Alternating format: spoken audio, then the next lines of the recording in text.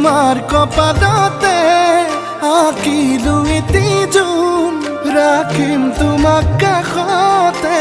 তুমিয়ে মোৰ সোণ ৰ'দ বৰষুণ পৰিলে তোমাৰ গাত তোমাক সাৱটি ল'ম হিয়া পৰিব